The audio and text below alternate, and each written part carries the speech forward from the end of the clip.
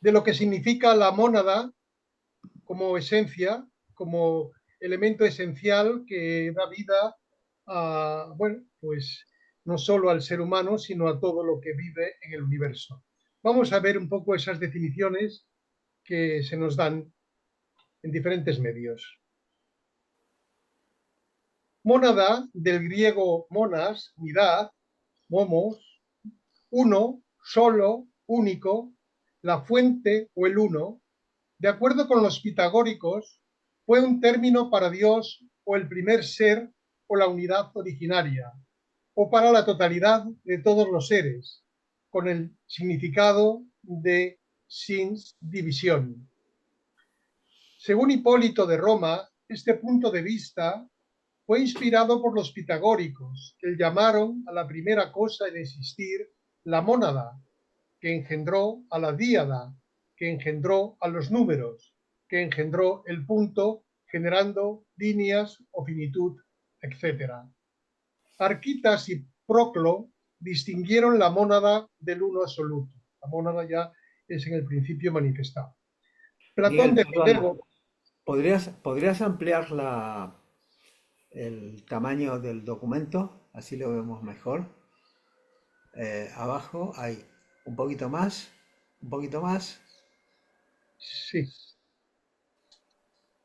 ahí, Vale, creo que es está que mejor. bien, Platón de Filebo definió las mónadas como ideas para evidenciar su esencialidad y su lejanía de la realidad empírica.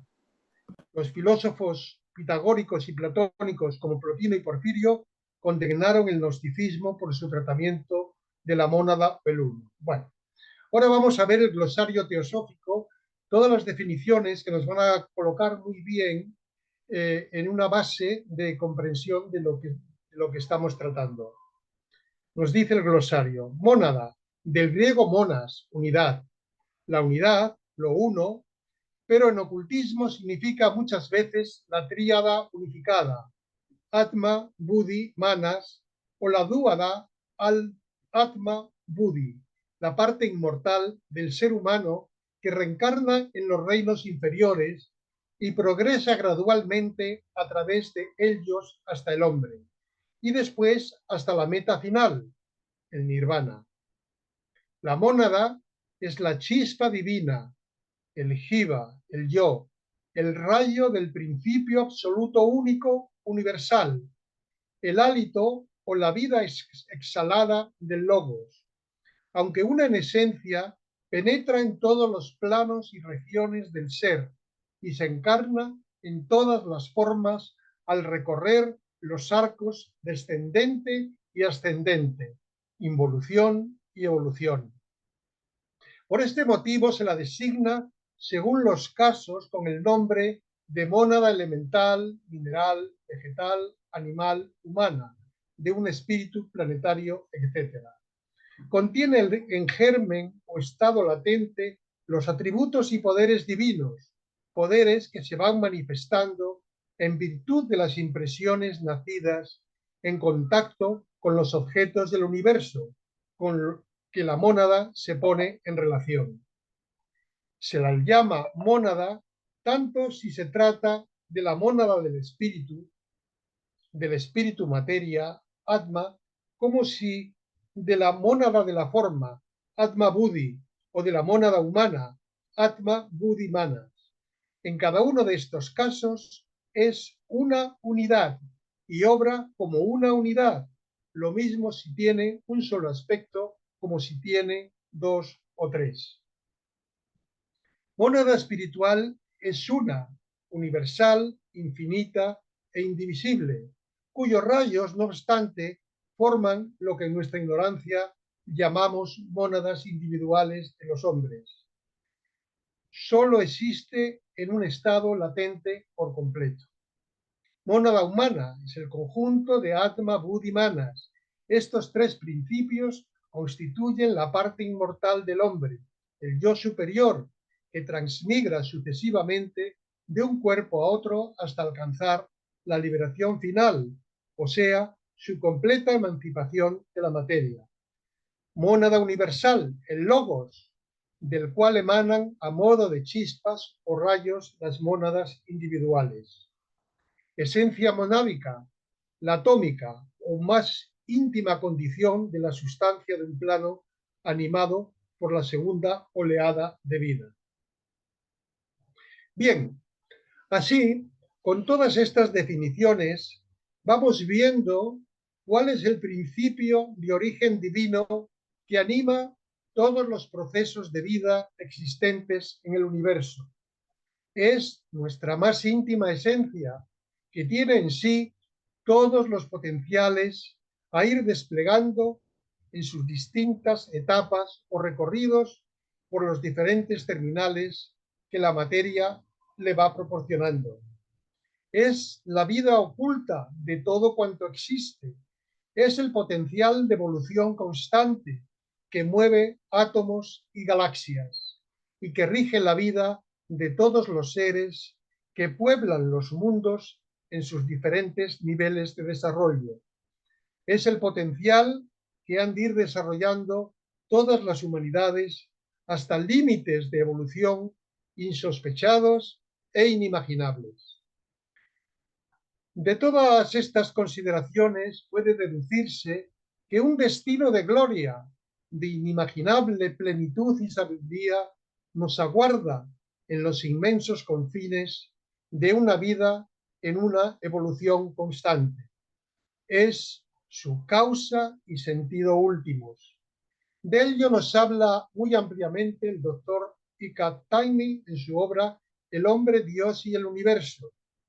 Y vamos a explorar los inspiradores tesoros de esta obra tan llena de contenidos para desarrollar una consciencia elevada que tanto nos dice de nuestra esencia eterna e inmortal y que es la garantía de que nuestras potencialidades pueden y han de desarrollarse en armonía con la vida que nos envuelve y que nos reta continuamente. Vamos a las explicaciones de Taimi. Nos dice, toda persona, es una discriminación que hace, es en el prólogo de su obra, sobre las concepciones materialistas, su deficiencia y también en contraposición a lo que la doctrina esotérica nos explica. Nos dice Taimi, toda persona inteligente que sea capaz de pensar con seriedad y que esté, aunque no sea más que vagamente despierta a las realidades de esta vida, no podrá dejar de presentir que hay un misterio oculto detrás del universo y de su propia vida. Y hasta que este misterio no esté descifrado, su vida carecerá de un sentido real y no podrá estar en paz. Podrá ignorar este misterio o tratará de olvidarlo, hundiéndose en la acción u otras actividades distractoras. Pero ese misterio continuará acosándola y envenenando subconscientemente toda felicidad lograda a través de sus experiencias en el mundo exterior. La felicidad, o mejor dicho, el placer logrado a través de las experiencias en el mundo exterior es efímero, pues va perdiendo intensidad en la propia búsqueda de su repetición. Va creando la insatisfacción y el hastío.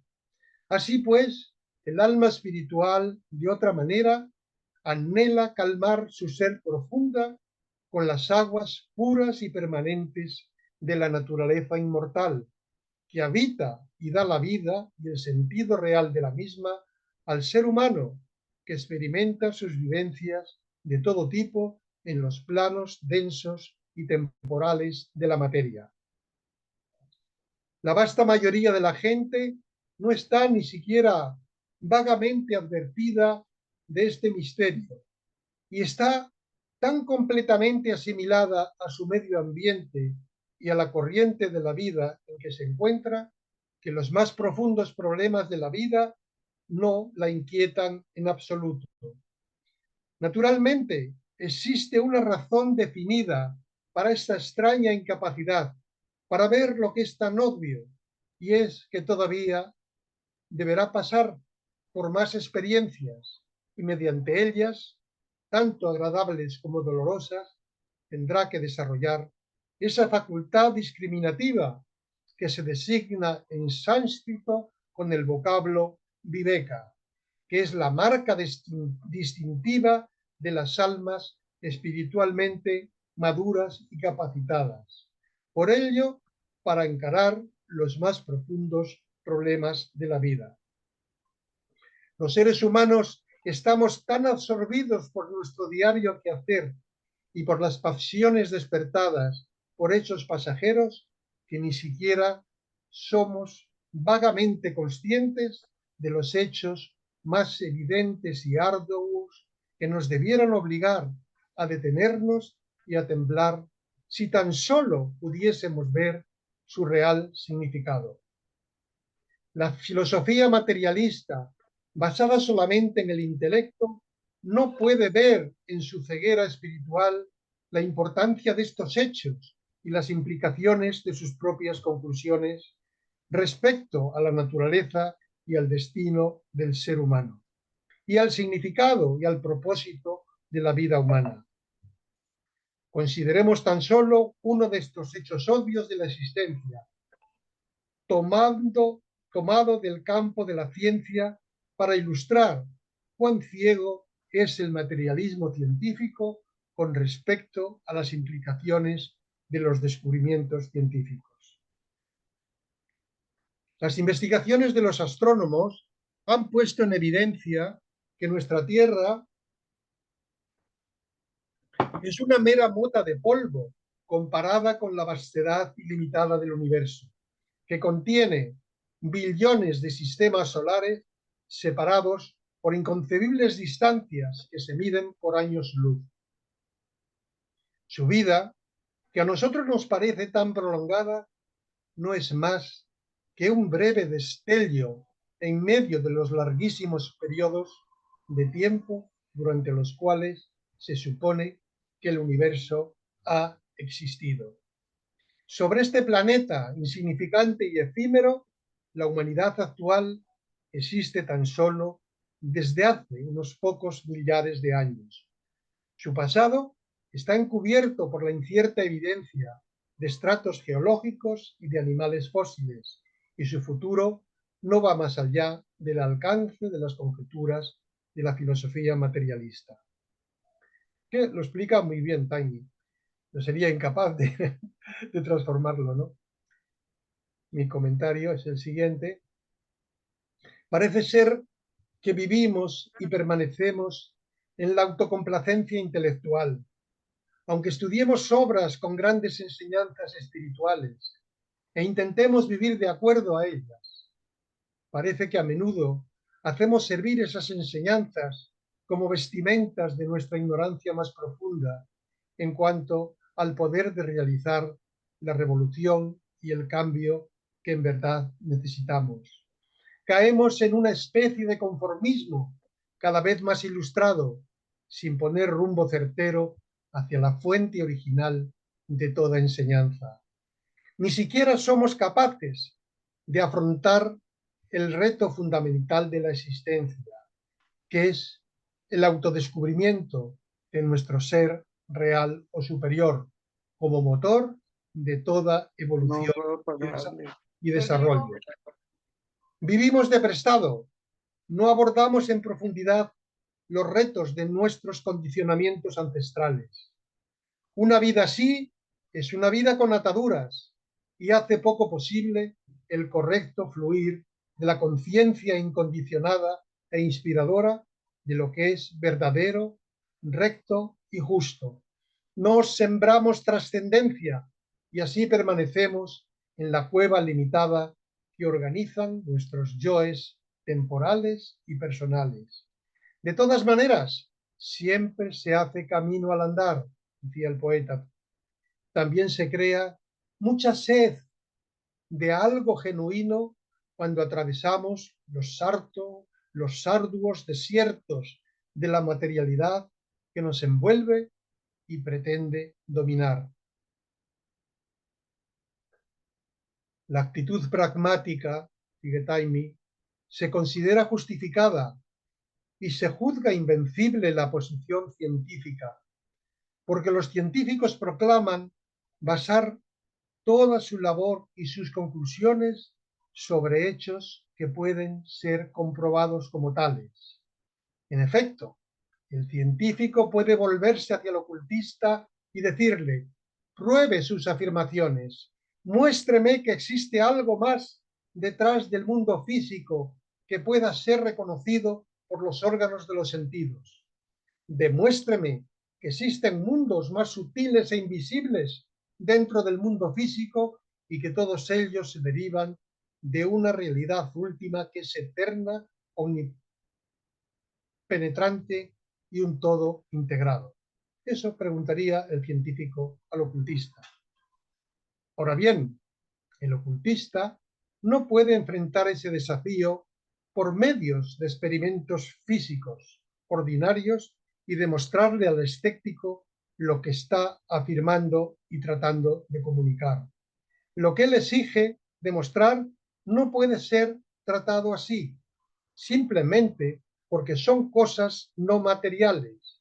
Estas pertenecen al dominio de la mente y de la consciencia, y es absurdo exigir que hechos mentales y espirituales de la existencia sean tratados por medios físicos. Cada investigador tiene que explorar y descubrir estos dominios internos con métodos que sean aplicables a estos campos. Cualquier tonto es capaz de darse cuenta de los campos mental y espiritual solo pueden ser explorados con métodos mentales, sumergiéndose en los más profundos repliegues de nuestra propia mente y del espíritu.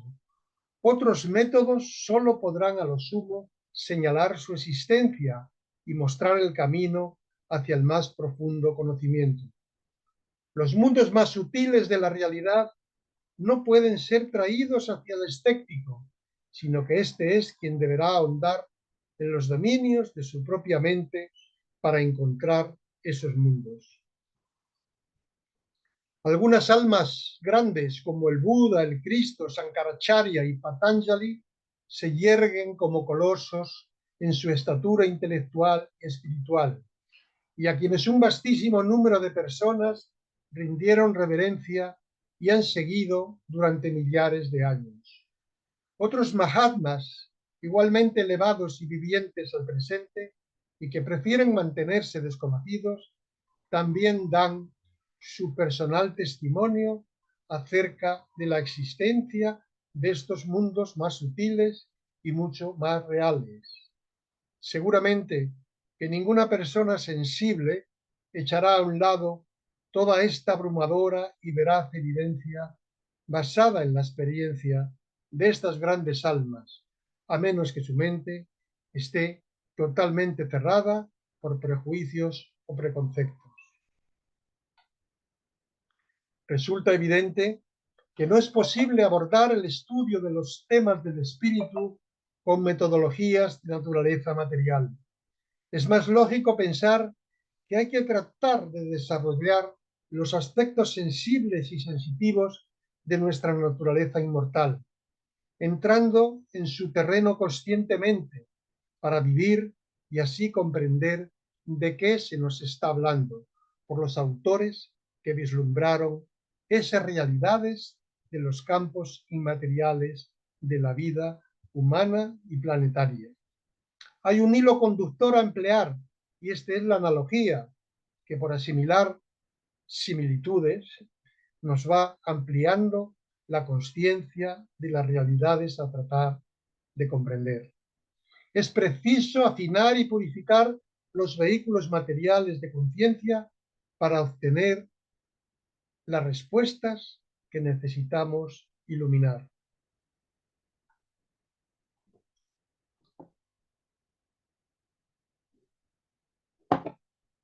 La historia ha mostrado una y otra vez que el mero hecho de que grandes masas de individuos adhieran a una ideología o modo de vida particular no significa necesariamente que tengan razón. La mente de la masa es muy gobernable por su gestión y la regimentación y puede ser fácilmente influenciada apelando a los instintos inferiores, a prejuicios estrechos y a las bajas pasiones de la humanidad. Ha llegado el tiempo de iniciar algún replanteo respecto de los vitales problemas que enfrentamos y ver si no debemos ya poner en franca prueba la filosofía espiritual.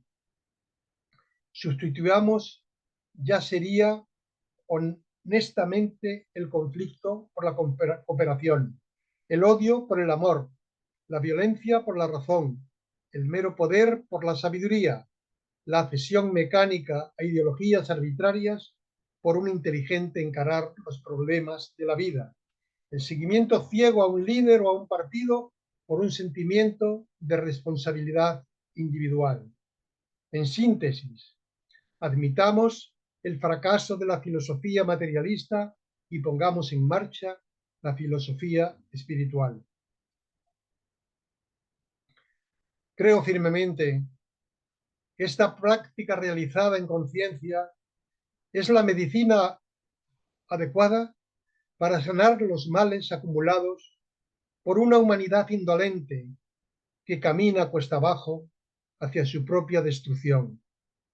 Es necesario tratar de revertir este proceso tan cargado de fuerzas negativas que dominan las mentes humanas hacia la aberración del absurdo existencialismo hedonista, sin siquiera vislumbrar las posibilidades de un desarrollo ético y espiritual que nos podría abrir a nuevos horizontes de dignidad, de paz interna y de realización. Hay que sembrar armonía y didáctica ya vivida, ejemplificada, para que nadie pueda prescindir de las enseñanzas que elevan la conciencia del ser humano. Si desconocemos las necesidades de nuestra naturaleza espiritual y consideramos a la moral como algo innecesario para el progreso, podremos poner a Dios en la heladera y hacer lo que se nos antoje, sin inhibiciones, pero entonces el problema aparecerá bajo la forma de una bomba de hidrógeno y de la espantosa posibilidad de una guerra atómica que puede exterminar a la humanidad. Bien, no he podido desarrollar más de todo esto. A ver, que tenía aquí un final, he tenido el tiempo muy justo, pero bueno, creo que hay muchos contenidos que podíamos comentar. Bueno, tenía otra cosa aquí que no me sale, que era el solsticio vaya, hombre, no me ha salido, en Stonehenge. Bueno, pues ya está, lo dejamos así. Bueno, pues no ha sido todo, creo que es muy intenso todo lo que se ha expuesto. Taimi lo explica de una manera maravillosa y deja bien en evidencia cuáles son las necesidades de la conciencia. Hace unos análisis que a mí me parecen extraordinarios. Por eso me he basado tanto en él, porque yo poco podría igualar en este sentido, ¿no? Así que vuestra la palabra ahora. Gracias, Miguel. Vamos a decir que podéis hacer preguntas o hacer contribuciones y para eso tenéis que levantar la mano del Zoom, que tenéis en la barra de estado del Zoom abajo y levantar la mano y podéis hacer alguna pregunta o alguna contribución. Procurad, por favor, ser más o menos breves para que no se estire demasiado. Y ya tenemos una mano, el Chuy, Enrique Choi, perdón, Enrique Choi. Sí, Adelante. yo quería preguntar, en el hombre, que en los Vedas le llama Jivatman, hay dos entidades, digamos, ¿no? Nuestro verdadero yo, que representa la conciencia, y un falso yo, ¿no? La pregunta es, ¿cómo podríamos tener un real discernimiento? ¿O cómo podríamos mejorar o acceder a ese discernimiento, ¿no? Porque siempre, digamos, estamos en ese falso yo, ¿no? Tratando de que nos engaña permanentemente, ¿no? Esa es la pregunta. Claro, yo pienso, que ya lo hemos dicho otras veces, que es en el día a día, entrenándonos con las pequeñas cosas de diario. Nos dice a los pies del maestro, habrás de aprender a ser veraz en todo. Y entonces, si escogemos la línea de la verdad, poco a poco se nos va abriendo la pauta, porque el entrenamiento de la vida está precisamente en la vida diaria, con sus problemas, con sus circunstancias. Es ahí donde se entrena y donde se abre camino la senda de la conciencia y de la luz. Y después, para grandes temas, pues la vida también nos presenta situaciones. Pero claro, hay que coger el hábito, porque ese hábito, si no se desarrolla, no sucede por generación espontánea, ni por muchos estudios que hagamos. Es en la vivencia práctica de un día tras otro, tras otro, tras otro, y de un año tras otro, tras otro. Esa es mi visión. Puede haber otras, ¿no? Vale, gracias, Miguel. A mí, yo podría añadir algo, y porque la pregunta es muy interesante, efectivamente. Es el problema básico de contestar a la famosa pregunta de ¿quién soy yo? Eh, Evidentemente, hay, tenemos no solamente un yo, tenemos en la personalidad tenemos más de una estructura que identificamos como yoes, ¿no? El yo quiero, yo soy padre, yo soy hijo, yo soy hermano, soy amigo, soy estudiante, etcétera, etcétera. Tenemos muchos roles, pero hay una cosa, ¿cómo podemos, digamos, detrás de todo eso, llegar a cuál es el verdadero yo, el de la esencia, el alma budimanas, que es el yo relativamente inmortal que produce una encarnación tras otra? Bueno, porque hay que ver justamente la naturaleza efímera de todos estos yoes o del yo personal. Entonces, la reflexión profunda sobre ello, no de un momento, sino especialmente cuando miramos la vida hacia atrás, nuestra propia vida hacia atrás, vamos a ver que hemos pasado por distintas etapas, distintos momentos o distintos estados en distintas épocas de nuestra vida, siendo jóvenes, siendo maduros, siendo ya más mayores o haciendo determinadas actividades, luego cambiando de rumbo, etcétera.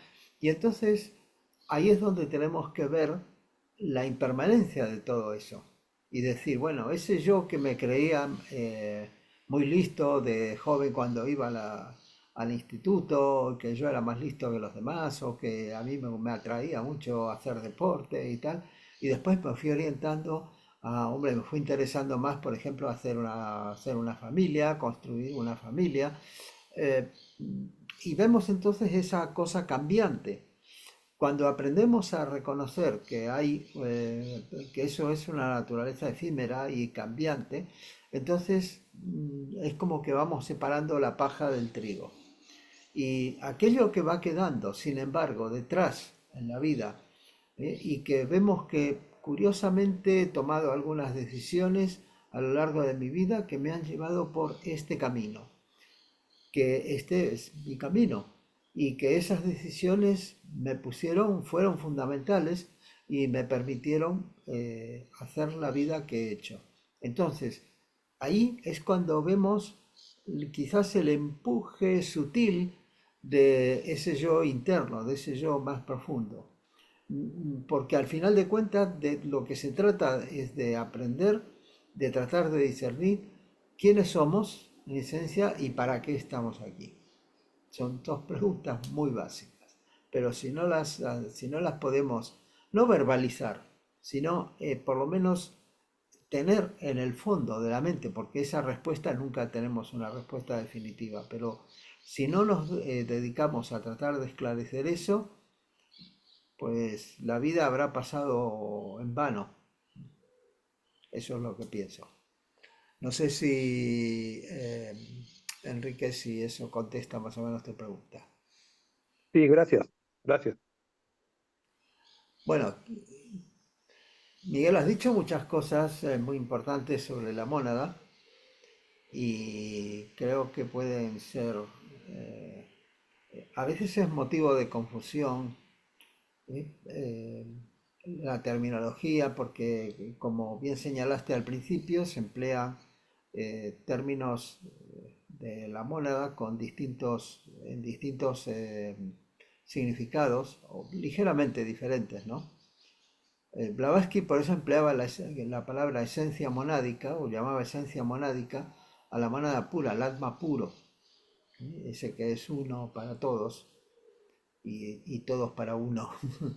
Pero que luego cuando generalmente se habla de la mónada a secas, se está refiriendo a uno al Atma Buddhi, a la mónada que no puede actuar directamente, sino que necesita un medio para expresarse y ese medio es Buddhi, el Atma Buddhi. Y luego necesita para poder trabajar ya directamente una mente, que es el Manas, ¿no? Eso, ¿podrías quizás ampliar un poco de eso o decirnos un poco algo acerca de eso? Bueno, puedo volver al cuadro que nos, que Ujú.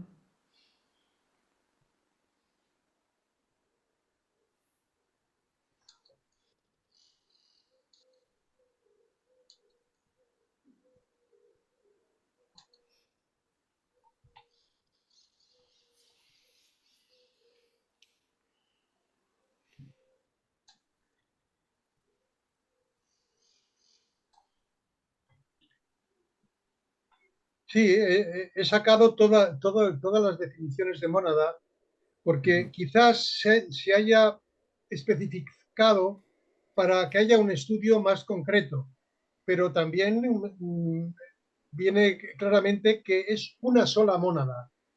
Pasa que al actuar sobre los diferentes niveles de conciencia humanos, o animales o vegetales, pues tiene una definición, pero que es la misma mónada universal, ¿no? Aquí lo vemos. La mónada es la chispa divina, el jiva, el yo, el rayo del principio absoluto único, único, universal, el hálito o la vida exhalada del logos, aunque una en esencia penetra en todos los planos y regiones del ser y se encarna en todas las formas al recorrer los arcos descendente y ascendente, evolución de la vida y la evolución posterior. Por ese motivo se la designa según los casos con los nombres de mónada elemental, mineral, vegetal, animal, humana, de un espíritu planetario, etcétera.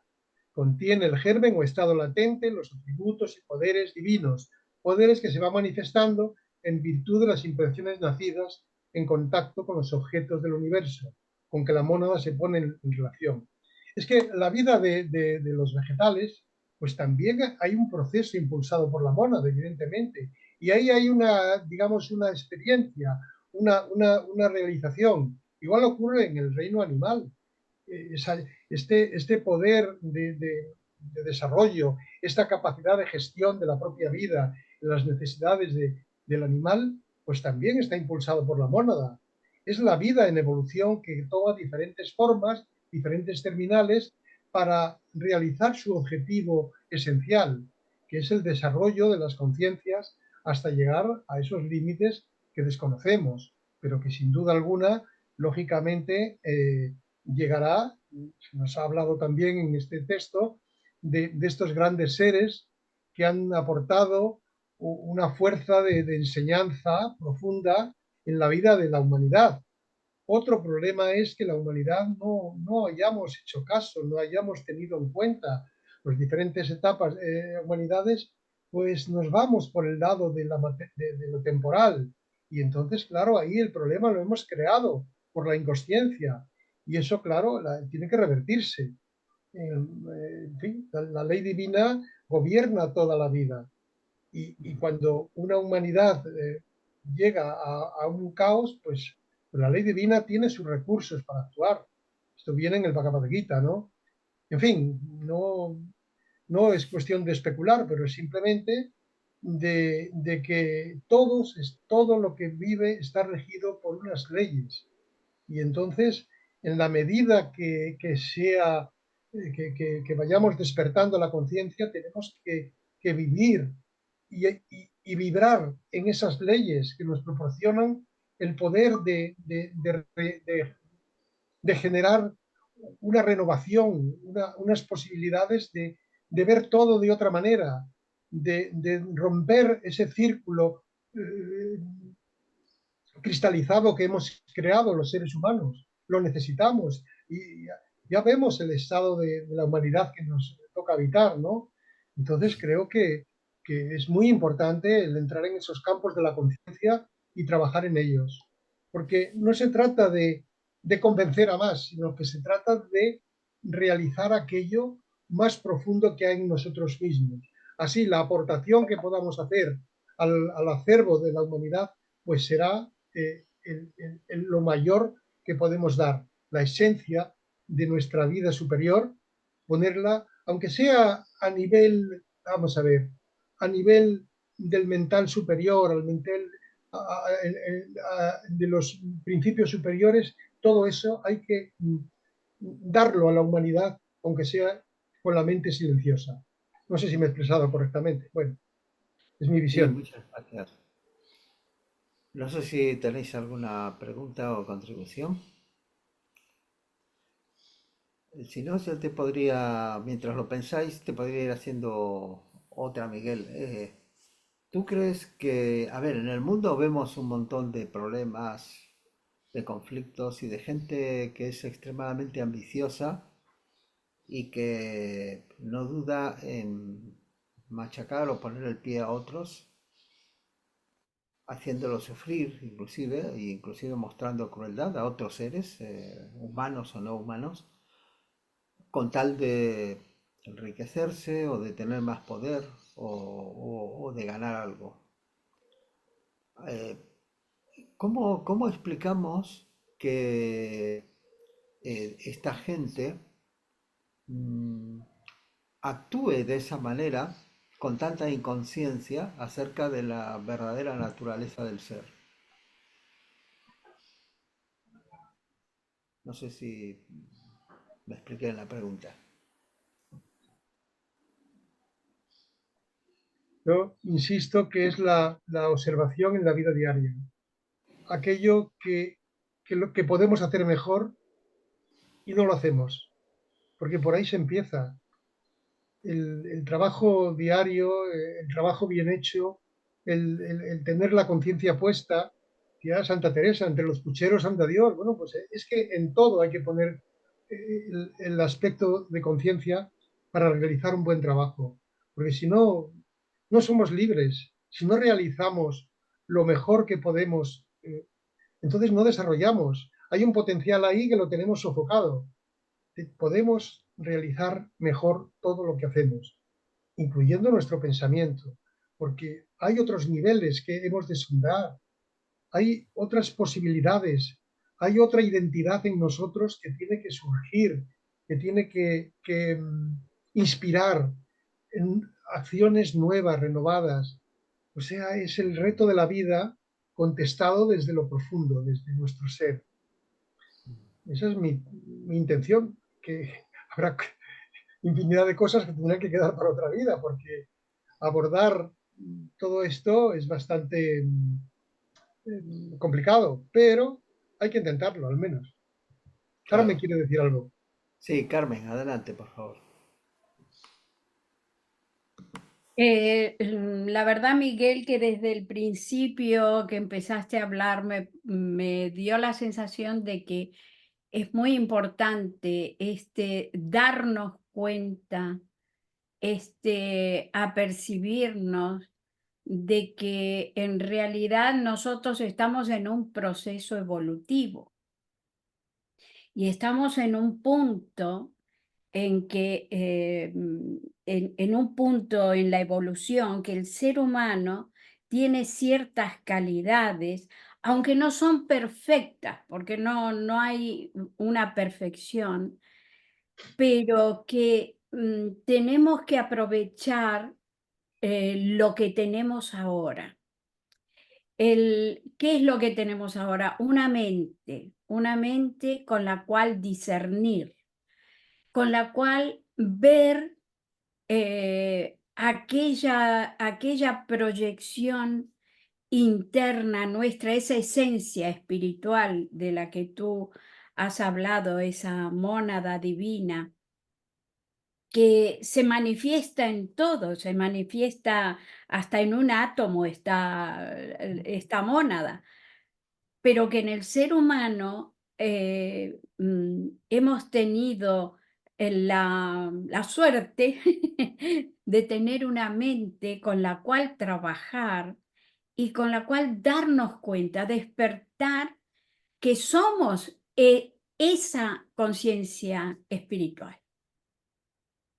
A través de esta mente que discierne, ver que todo lo que se manifiesta es pasajero, que perece con el tiempo, los árboles, las plantas, vemos que crecen, se desarrollan, cae la hoja, vemos que no hay nada que no esté en movimiento. En este movimiento hay vida y luego hay muerte, muerte de los elementos físicos, de los elementos materiales, que nos posibilitan en una futura encarnación seguir progresando. Esto es esencial, el darnos cuenta, el apercibir que tenemos esa esencia espiritual interna que está tratando de manifestarse y que nosotros no le damos a veces, no le facilitamos la tarea, porque volvemos a caer en los mismos errores, volvemos a cometer las mismas desatinos, pero no hay nadie que nos castigue, no hay nadie que esté, digamos, mirándonos y este se equivocó, a este le vamos a hacer. No, somos nosotros mismos que no hemos aprendido las Pan ya lecciones. te daño, mamá. Ya me di cuenta, sí, del pan. No hemos aprendido las lecciones. ¿Y cuál es la lección? Darnos cuenta de quiénes somos esencialmente y empezar a actuar recién cuando hay esa comprensión, empezar a actuar de otra manera. Miguel decía, ¿no? Vivimos ahora en un mundo muy confuso, pero porque las mentes están confusas, porque las mentes están vueltas hacia afuera, hacia el mundo material, hacia el yo quiero esto, quiero lo otro, pero no hay una reflexión interna. Pero esa reflexión interna, ¿cómo nos viene? A través del sufrimiento, desgraciadamente. Porque es cuando sufrimos que nos empezamos a plantear quiénes somos y por qué estamos aquí. Entonces empezamos a caminar por la vía interrogativa, por esa vía que a través del conocimiento espiritual nos va guiando en que este mundo es transitorio, hay algo más allá que es la esencia espiritual que decía Miguel, y que a esa esencia tenemos que aspirar. Es la historia del hijo pródigo. Es esa historia. El hijo que sale de la casa, se olvida de los padres, se olvida de todo, tiene experiencias terribles, sufre hasta que retorna, hace ese retorno a esa esencia espiritual. Gracias, Miguel. Es muy inspiradoras tus palabras, de verdad. Evidentemente, como humanidad nos estamos autolimitando, porque toda esa realidad que nos hablan tantos autores, tantos investigadores, pues realmente ellos descubrieron esa otra vida posible. Y entonces, ¿cómo se hace esto? Bien, Bien, es como un puzzle. El construir el Antacarana es como un puzzle. Pero un puzzle se construye en su totalidad pieza por pieza o por grupos de piezas. Entonces, esta pieza del puzzle de cada día, yo pediría en el dárnosla hoy. Panem nostrum quotidianum da nobis hodie, pero es el pan espiritual. Entonces, ¿y eso a dónde lo hemos de pedir? Pues a nuestra esencia. ¿Dónde está la fuente? ¿Dónde está el manantial? Lo decía San Juan de la Cruz. Y el que descubre el manantial, la fonte que emana y corre, aunque es de noche, la noche humana en la que vivimos, pues ahí está. Entonces, cada uno tiene que investigar, porque el poner la pieza del puzzle que cada día corresponde, pues nos va creando una capacidad y nos va integrando en un espíritu de dignidad espiritual. Y esa es la base, es la copa, es la crátera en la cual lo superior puede depositarse. Claro, decía en otra conferencia nuestro amigo Choi, que claro, que eso tiene que ser con un iniciador el que nos tiene que dar. Sí, seguramente que sí, que en alguna existencia, en algún momento, tendremos la responsabilidad de adquirir un mayor campo de responsabilidad, de trabajo, de conciencia, pero tiene que haber una aprobación y una purificación para llegar a ese estadio, porque ese estadio es de responsabilidad. Es lo que nos dice Blavatsky sobre la escalera, en la voz del silencio, que cuidado, si quieres subir los peldaños y no estás purificado, pues te puedes hundir completamente. Entonces es muy importante que la pieza del puzzle de cada día sea una pieza de luz que recuperemos para integrar nuestra vida humana en la del ser espiritual.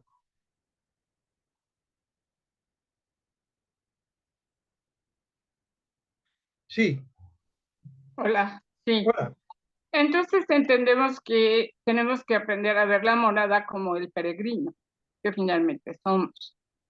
Entonces yo me identifico con este pensamiento de Pitágoras, cuando dice, nos habla exactamente de la mónada Pitágora, de la mónada pitagórica, que es la que se convierte en dos, que nos lleva a la dualidad, y luego en tres, que nos manifiesta el triángulo, y finalmente nos lleva al cuadrado perfecto, evolucionando así de 4 en 3, o sea que pones el cuadrado y manejas el triángulo.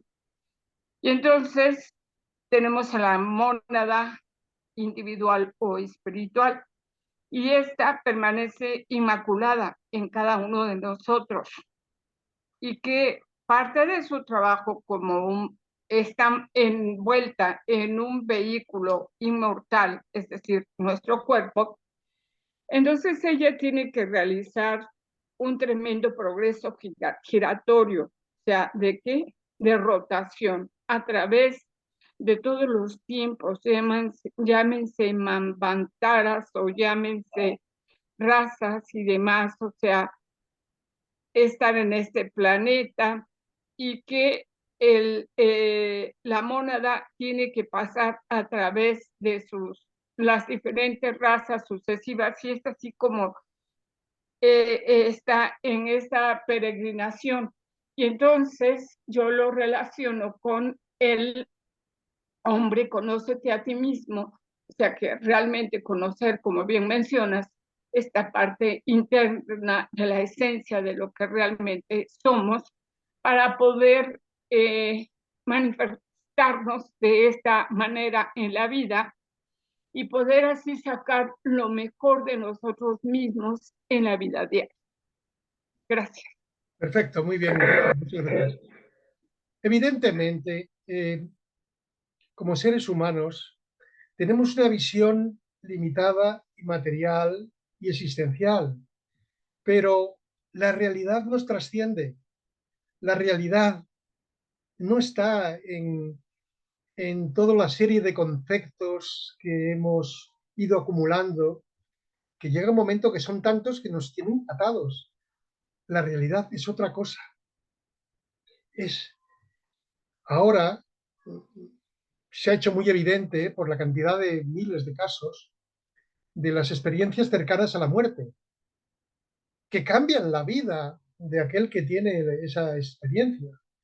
Realmente hay algunas que son maravillosas, seres que nunca se habían preocupado de la espiritualidad, pero que en un estado pues especial, de que dejan el cuerpo, que son conscientes y que descubren una realidad inimaginable, de una belleza que no quieren volver, nos dice el doctor Sanseguerra, que tuvo muchos casos de muchos pacientes, ¿no? Que es que no quieren volver. Ay, no, claro, ¿por qué? Porque han descubierto que la vida es belleza, es amor, es comprensión, es integración, es algo que desconocemos. Hacemos de la vida un instrumento al servicio del yo. Y es que no, la vida tiene una dimensión que no cabe el yo humano, no cabe, está en tratamiento, es la necesidad de constreñir esa vida a unas limitaciones, porque ahí está la aprobación, claro, es que realmente si en la aprobación, como decía Carmen, el dolor, el sufrimiento, no surge la chispa de la necesidad de esa evolución, la chispa que nos comunica con lo otro, pues entonces nos quedamos estáticos, nos quedamos maravillados. No, no, no. Tiene que haber, la necesidad está en el alma espiritual. Es lo que decíamos antes, de la sed, esa sed de algo distinto. Y aquellos que han tenido esa experiencia cercana a la muerte, que han vuelto completamente renovados, que han perdido el miedo a la desencarnación, a la muerte, porque se dan cuenta de que no existe, no es real, y que les ha descubierto un estado tan diferente de lo que nunca lo habían vivido algo igual, pues entonces coincide con lo que se nos dice por todos los instructores espirituales de las diferentes escuelas, que son genuinas, ¿no? Entonces hay que poner ahí la llamada de atención, y ahora más que nunca, porque necesitamos, claro, estamos aquí en este escenario y tenemos que cumplir, y a veces pues lo vemos todo oscuro, ¿eh? Están hasta depresiones, bueno, pero si es que, ¿qué está ocurriendo? Que es que, ah, pero ahí es donde está el filtro.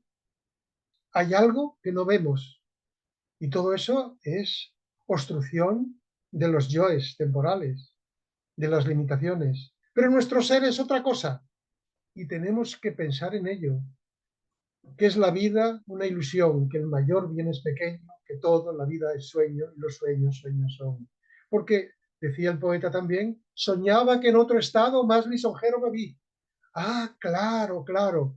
Los poetas dan tónicas que son como clases de que otra vida es posible si nos proponemos ese cambio, si nos ponemos nuestra voluntad en su potencial de atención, y así podremos descubrir los secretos que nos atañen, que son como puntos de apoyo, que son generadores de los aspectos de luz que están ahí atados y que tenemos que descubrir, desatar y poner en práctica.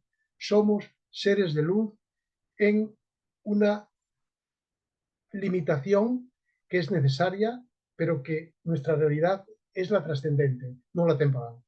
Nada más.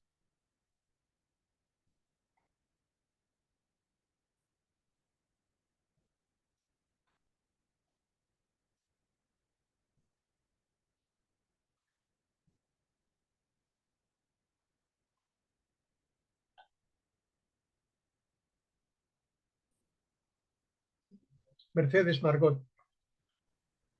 Buenas tardes. Una consulta. El tema de la inteligencia artificial, ¿cómo llevar de la mano el tema de la toma de conciencia? Si cada vez la humanidad se está inclinando, por ejemplo, a las tecnologías y ahora lo novedoso, pues la inteligencia artificial que en cierto modo hace que piense en lugar de nosotros. ¿Cómo hacer ese discernimiento y llevarlo paralelo o usarlo de la mejor manera? Gracias. Pues tienes razón, se nos complica, pero no sé, quizás Carlos pueda responder mejor a ello, pero es que es como si estuviésemos en una fragua. Una fragua es donde se modela el hierro calentándolo al máximo, ¿no? Y creo que estamos en esa fragua. Carlos quizás tenga una explicación más científica.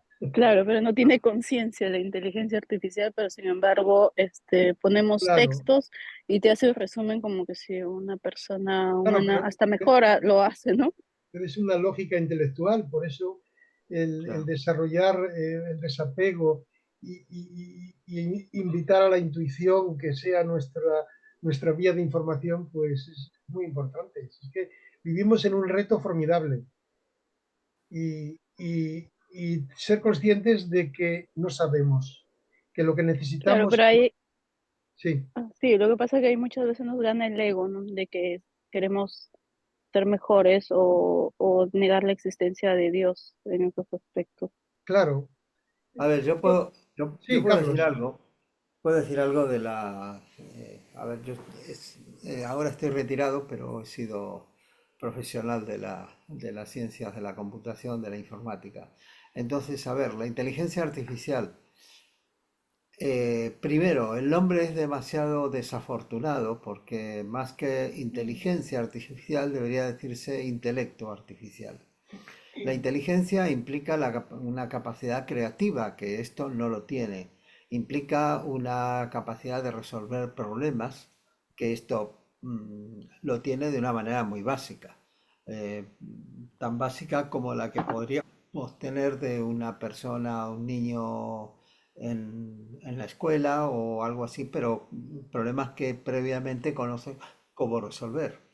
Entonces, esto sí es cierto que efectivamente hace grandes cosas, pero no hay que tomarlo como... A ver, hay mucho ruido, porque hay mucho interés también de todas las empresas que se meten a tratar de decir, yo ofrezco algo en la inteligencia artificial, un servicio, suscríbeme, lo venden y quieren vendernos alguna clase de servicio. Generalmente no a los ciudadanos de a pie, sino a empresas que a su vez nos ofrecen servicios que están apoyados en la inteligencia artificial.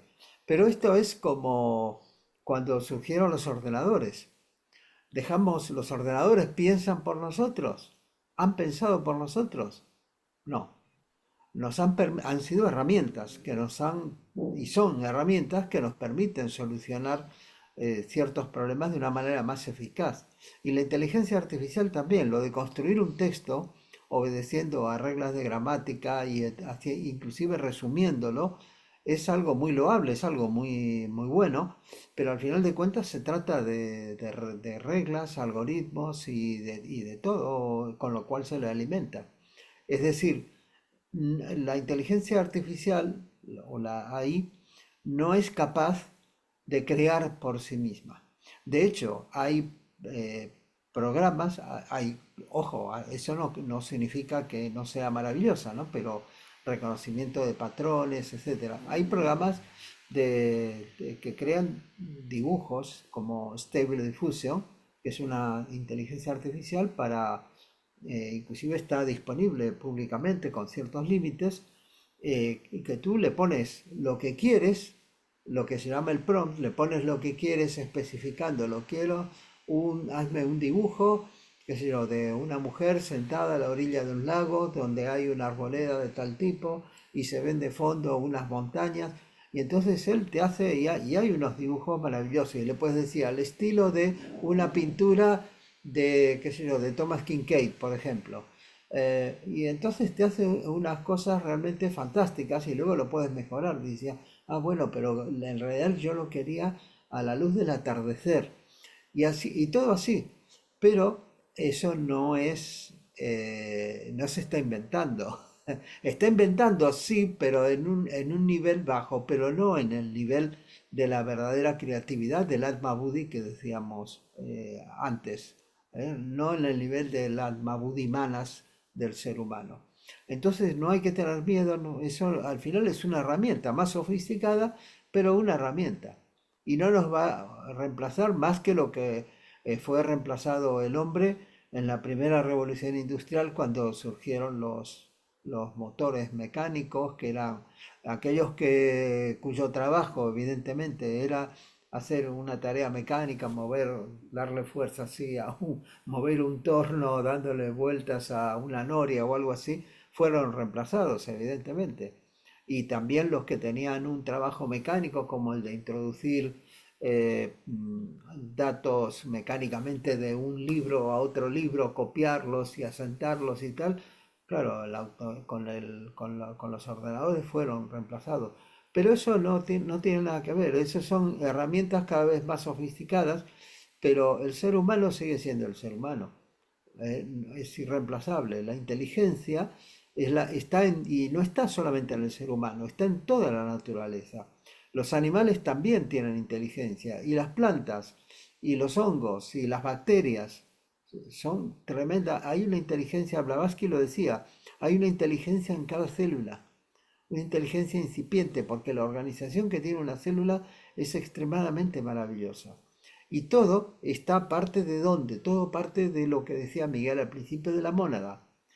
Entonces, no tenemos que confiar simplemente que pese a los nombres rimbombantes y el marketing que nos hacen, eso no piensa por nosotros. Nosotros tenemos que pensar. No sé si eh, Sí, Mercedes me ayudó contesta. bastante. Gracias. Sobre todo el tema de la creatividad. Eso es como que mm, dejó claro todo. Claro, vale, gracias. Gracias también. Es que yo creo que los medios nos inducen a ver, a insinuar, sugerir lo que tenemos que pensar y cómo tenemos cuál es lo que es políticamente correcto. Y claro, ahí es donde tenemos el campo de decir, no, perdóneme, yo quiero ser yo mismo, desde mi ser, desde mi conciencia, porque si no, no somos libres. Hay que respetar, pero la libertad y esa capacidad de generar el propio pensamiento, de generar la propia vía interna de espiritualidad, esto es muy importante. En fin, eso es el reto y es el trabajo y es la lucha. En fin, ahí estamos todos en esa aprobación, en esa capacidad de que unas veces nos atrapa, como bien decía Carmen, la oscuridad, nos deprime, pero lo otro está ahí porque de la oscuridad tiene que salir la luz. Es el opuesto. Claro, es que en la vía de la evolución tenemos los pares de opuestos. Y es ahí donde se genera la posibilidad de discernimiento, de selección, de aspiración, en fin, es la ley que nos sumerge en los dos aspectos, luz y oscuridad, y ahí es donde tenemos que dirimir, donde estamos, donde viene esa fricción, de donde puede salir la chispa de esos dos aspectos de los que habitamos, sin posible soslayo. Vale, gracias, Miguel. Muchísimas gracias por tu conferencia y por tus aportes. Gracias a todos los que habéis participado. No sé si hay alguien que quiera hacer alguna pregunta, algún aporte más. Perdón, yo Sí, quería, ¿se sí. puede ampliar la mente silenciosa? ¿Quieres Claro, quieres que Miguel lo amplíe o quieres Sí, ampliarlo? sí. No, yo no, yo no, no tengo la suficiente profundidad para... sí, Aquí somos todos estudiantes. claro que la tienes. Pues sí, es que por todo lo que hemos estado hablando, hay una locura de información. hay una especie de conquista de la mente humana para mis fines, los fines particulares de este, del otro. No, no, no, no. Ahí es donde tenemos que quedar en silencio y entonces pensar por uno mismo, permitir que en ese reposo algo genuinamente nuestro, de nuestro ser, surja e ilumine. No podemos hacer una vida mecánica, evidentemente. Por eso la mente silenciosa, pues oye, aplaudo que lo haya sacado a colación, porque es necesario silenciar la mente mediante la meditación. Tú que eres músico, la música es siempre una fuente de inspiración, la música adecuada, porque hay algo de nosotros mismos que tiene que surgir. Tenemos demasiadas influencias externas que nos perjudican y por eso es preciso silencio, es preciso desconectar con la vorágine esta alocada de la vida humana. Lo posible, ¿no? Con sensatez, pero que sí es necesario ese silencio. Es el Raya Yoga. El Raya Yoga, si tienes algún libro al alcance de Raya Yoga, lo puedes descargar, pues da unas pautas de cómo esa mente se puede calmar.